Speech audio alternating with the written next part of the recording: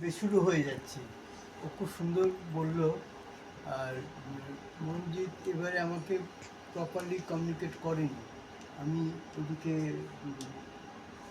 মনোজ হয়েছে, মনোজের কদিন আগে বলেছিলাম, এত কম বলেছিলাম বলে ও বললো আমার মিষ্টি দেওয়াটা লস হয়ে গেল। কিন্তু আজকে জানি না, ও আবার বেশি বলতে বারণ করেছে। আটকে দেবে ও, তাহলে তো নিশ্চিন্ত আমি বলে যাচ্ছি। তার থেকে আপনারা আটকে দিলে আমি তারও আগে বন্ধ করব।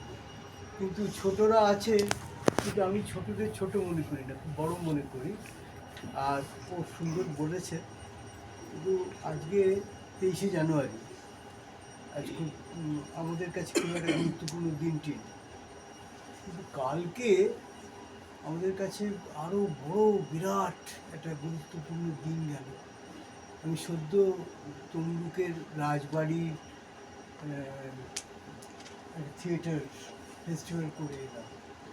তো সেটা একটা অদ্ভুত ঠান্ডায় পুকুরের পাড়ে এরকম মজা টজা করছিল।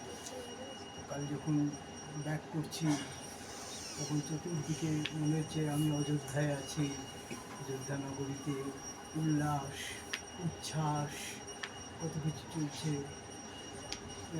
কত কোটি উড়ছে ওপর দিকে, কত খাটের তলায় জমছে, এইসব নানা জিনিস ভাবছিলাম বাসে বসে বসে।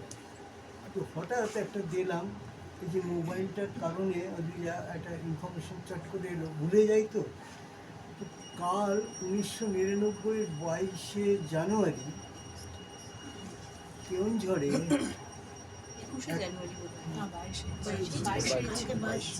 কাল 22শে, হ্যাঁ 22শে, তো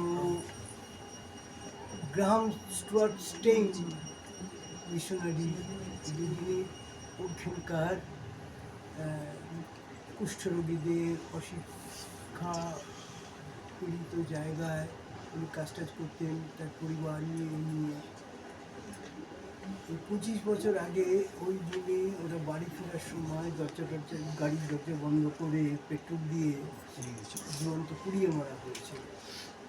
তো আমি ছোটদের সামনেই বলছি এই কারণে, যখন বাবরি মসজিদ ধ্বংস 1992, তখন আমার মেয়ে খুব ছোটো ছিল, এখন চাকরি করে। তো ওকে নিয়ে আমি যখন যেতাম, ওই যে কোনো জায়গায় যদি কিছু কাগজপত্র ঠান্ডার সময়, তখন তো ডিসেম্বর, তো জ্বালালেই তো আমার মেয়ে বলতে যে ওই যে বাবা দেখো পুড়িয়ে মারছে। এরকম একটা আতঙ্ক তৈরি হয়েছে। তখন টেলিভিশনের এই এত চ্যানেল ছিল না, শুধু দূরদর্শন আর ছিল, রেডিও ছিল, আর কাগজ আসতো বাড়িতে। তা এটা কি খুব হঠাৎ কাকতালীয় নাকি হয়ে গেল, নাকি আমি সারা রাত ভেবেছি, কালকে ভেবে কিছু উত্তর খুঁজে পাইনি।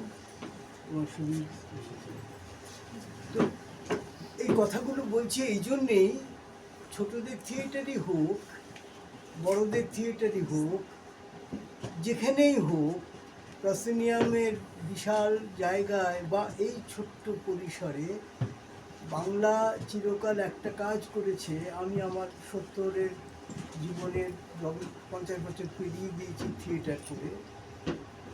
আমরা কিন্তু খুব গ্রামের, প্রত্যন্ত গ্রামেও যে থিয়েটারগুলো করতাম, সেগুলো নিছক বিনোদন ছিল না।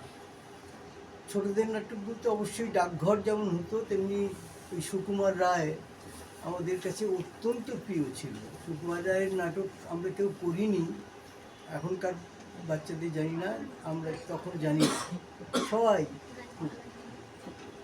সেখানে আমাদের থিয়েটারের বিনোদনটা একটা অন্যরকমভাবে ছিল।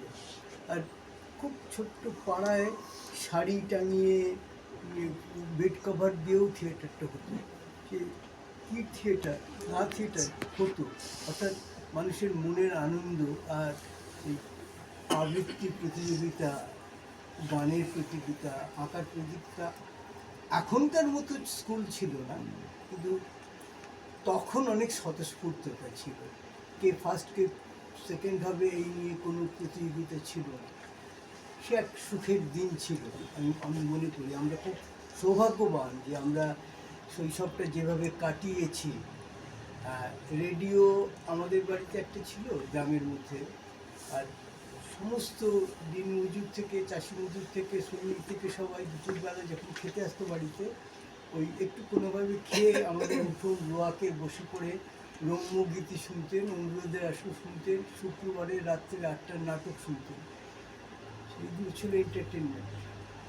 তো আজকে আমাদের এই যে কোভিডের সময়ের কথা বলছি, তো ওই সময়ে আমি বাংলাদেশে যাই প্রায় থিয়েটার এবং চলচ্চিত্রের কাজে। ওরা কিন্তু কোভিডের 2 বছর একদম সব বন্ধ করে দিয়েছিল থিয়েটার, ভয়ে, মৃত্যু ভয়ে। তো আমি তখন বারবার বলতাম যে করোনা নয়, আমরা মরণায় মরি, আমাদের না খাইয়ে মারার সব ব্যবস্থাপনা হয়েছে এবং সেটা প্রমাণিত হয়েছে যে সত্যি।